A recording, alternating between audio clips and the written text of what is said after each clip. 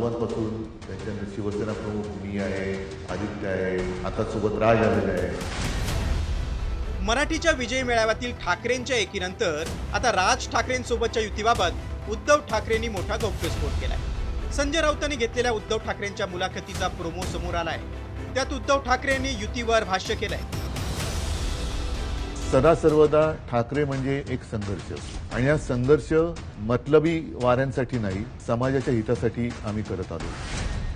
माझ्या आजोबांपासून त्यांच्या शिवसेना प्रमुख मी आहे, आदित्य आहे, आता सोबत राज आलेला आहे.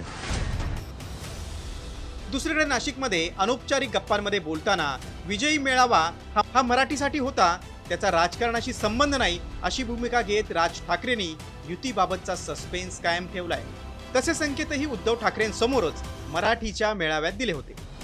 त्याला तीच घोषणा होती, आजच्या मेळाव्याला तीच घोषणा आहे की कुठचाही झेंडा नाही, मराठी हाच अजेंडा.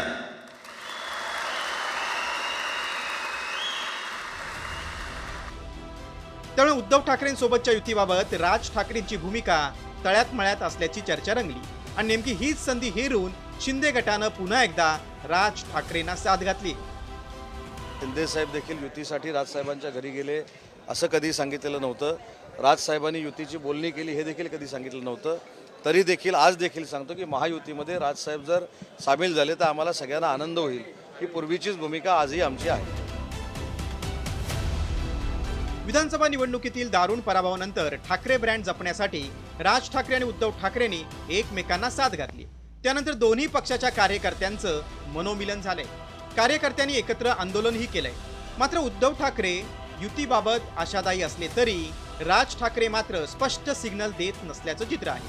त्यामुळे महापालिका निवडणुकीआधी ठाकरे ब्रँड जपण्यासाठी राज ठाकरे उद्धव ठाकरेंना टाळी देणार की शिंदेना साथ देणार, यावर मुंबई महापालिकेतील मनसेच्या विजयाचं गणित अवलंबून असणार आहे. व्हिडिओ रिपोर्ट, साम टीव्ही न्यूज.